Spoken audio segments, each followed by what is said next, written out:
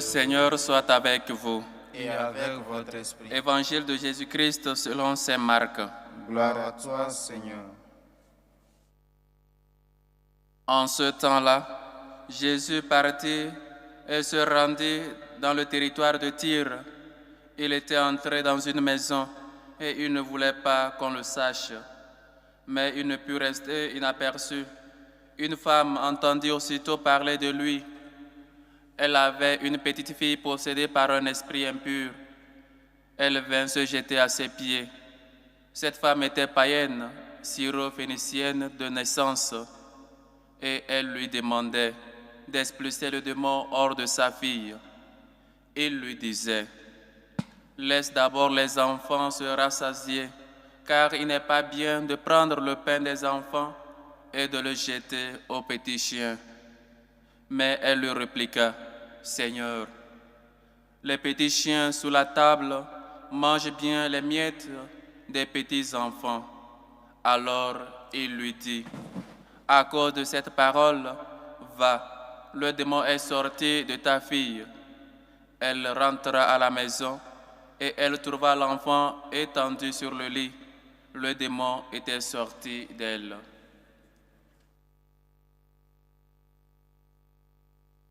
Acclamons la parole de Dieu. Louange à toi, Seigneur Jésus. Chers frères et sœurs, hier nous avons célébré la journée internationale des malades et nous avons prié à la Sainte Vierge, la bienheureuse Mère, la bienheureuse Vierge Marie de Lourdes, d'intercéder toujours pour nos malades, de toujours intercéder afin qu'ils retrouvent la guérison. Aujourd'hui, une femme va et présente sa fille, cherche la guérison pour sa fille, cherche la guérison pour son enfant. Et Jésus, dans l'autre évangile, on lui dit: Jésus garda silence et les disciples lui disent: donne à cette femme afin qu'elle nous lâche tranquille les oreilles, parce qu'elle était en train de crier et ses cris dérangeaient leurs oreilles, dérangeaient beaucoup. Et donc Jésus dit: il n'est pas bien de donner la nourriture des petits enfants aux chiens.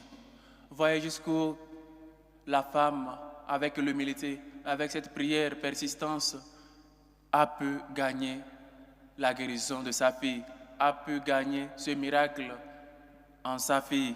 Et donc Jésus lui dit: il n'est pas bien qu'on prenne le repas des petits enfants et qu'on les donne aux chiens. Et, chers frères et sœurs, imaginons qu'on va demander avec humilité à quelqu'un cette grâce et il nous répond ainsi. Et donc, elle était étrangère, elle n'était pas juive. Et elle vient demander, elle a su en Jésus ce Messie-là, elle a su que Jésus pouvait le faire. Et elle a continué par persister, elle criait avec ses cris. D'autres évangélistes disent, il dérangeait les oreilles des gens, des uns et des autres. Mais c'est aussi ça, un exemple, un modèle de prière, d'insister toujours, mais toujours avec humilité, et de présenter les uns et les autres au Seigneur. Chers frères et sœurs, qu'est-ce que tu as demandé avec foi à Jésus? Qu'est-ce que tu as demandé vraiment et Jésus ne te l'a pas donné? S'il ne te l'a pas donné, c'est parce que tu as mal prié, parce que ta foi n'est pas encore cette foi, cette adhésion, qui n'est pas encore arrivée à cette foi-là. Jésus nous écoute toujours, même si parfois il observe le silence. Ce silence aussi est plein de paroles. Ce silence aussi, on peut l'écouter, parce que le Seigneur parle. Dans l'Ancien Testament, on a vu combien de fois le Seigneur parle en silence. Même les prophètes l'ont entendu, ont vu sa présence, la présence de Dieu dans le silence. Combien de fois nous prions, nous demandons des grâces au Seigneur et il y a toujours ce silence-là. Il y a toujours, comme on le dit souvent, la sourde oreille de Dieu. Et donc en ces moments, au lieu que nous devons continuer, au lieu de continuer toujours dans la prière, dans la persistance, dans l'humilité, c'est ces lieux-là malheureusement qui nous amènent à nous éloigner de Dieu, à nous éloigner de l'Église et à dire que Dieu n'est pas puissant parce que Dieu ne nous a pas concédé ce miracle, cette grâce que nous lui avons demandé. Mais nous avons demandé avec foi, nous avons demandé avec persistance, nous avons demandé avec humilité. Comment nous demandons au Seigneur dans nos prières, dans nos supplications, dans nos demandes? Comment donc nous demandons? Voyez ici un exemple de prière, se jeter sous les pieds de Jésus, se jeter. J'aime beaucoup cette posture de se jeter face contre terre devant Dieu, comme nous le voyons dans les ordinations, dans les vœux perpétuels ou dans les vœux temporaires, le fait de se jeter devant Dieu, un signe d'appartenance totale et entière à Dieu, se jeter devant lui. Nous devons apprendre à nous prosterner devant Dieu. Nous devons apprendre à nous jeter à ses pieds pour lui dire, nous voici, je ne bougerai pas d'ici sans que tu me donnes. Laissons-nous regarder par le Christ. Sachons écouter son silence, sachons prier et surtout demandons la grâce de la foi. Ô Christ, soutiens ma foi. Cette foi qui nous amène à prier, à insister malgré le silence de Dieu, malgré que parfois il nous semble qu'il n'est pas là. Chers frères et sœurs, prions pour les malades, priez pour les malades, priez et surtout offrez comme sacrifice, en sacrifice d'action de grâce, en sacrifice les gens qui souffrent. Nous tous, nous sommes malades à cause du péché. Nous tous, nous avons des moments où nous hésitons, des moments de fatigue, des moments où peut-être avec le silence de Dieu, on pense qu'il n'est pas là. Mais le Christ est toujours là, il se fait toujours présent, il nous accompagne, il passe toujours chaque jour dans nos vies. Mais nous ne savons pas, chers frères et sœurs, l'écouter. Nous ne savons pas persister dans la prière.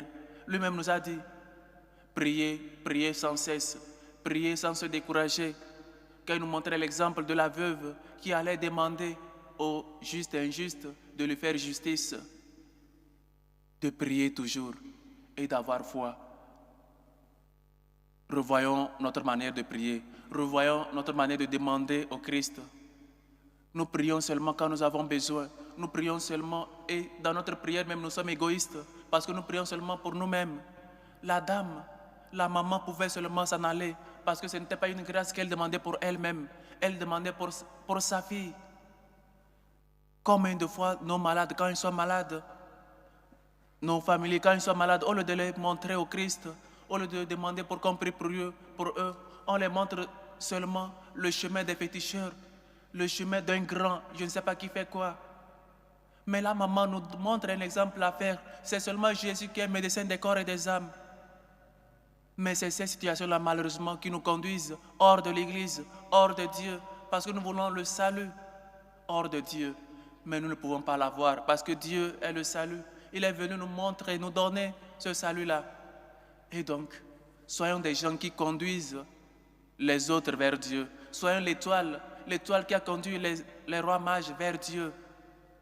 Et non l'étoile, ou peut-être des gens qui conduisent les chrétiens, qui conduisent nos frères et sœurs chrétiens vers les guérisseurs, vers des gens que nous chantons leur puissance et nous cessons de chanter la puissance de Dieu. Ton âme a soif de Dieu. Il y a une chanson, peut-être j'aime beaucoup peut-être les psaumes, les chansons.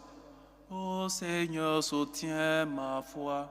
Il faut que nous demandons cette grâce-là, que le Seigneur puisse soutenir notre foi, que le Seigneur puisse nous donner cette foi, cette adhésion au Christ, et nous sachions prier, prier toujours. Et parfois nous-mêmes, ce n'est pas seulement les autres, nous-mêmes quand nous sommes malades, le premier recours c'est en dehors de l'Église, hors de Dieu.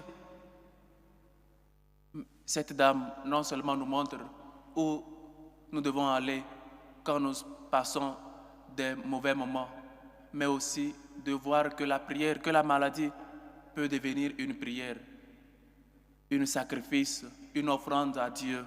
Seigneur, me voici. Voici ton servant, voici ta servante. Voici cette maladie que je t'offre. Guéris-moi, toi seul qui peux me donner le salut. Toi seul le guérisseur des corps et des âmes. Toi seul peux donner le salut. Parce que, comme Pierre l'a dit, à qui irions-nous? À qui irions-nous? Toi seul, Seigneur. Prions et demandons la grâce de la persistance dans la prière, de toujours persister.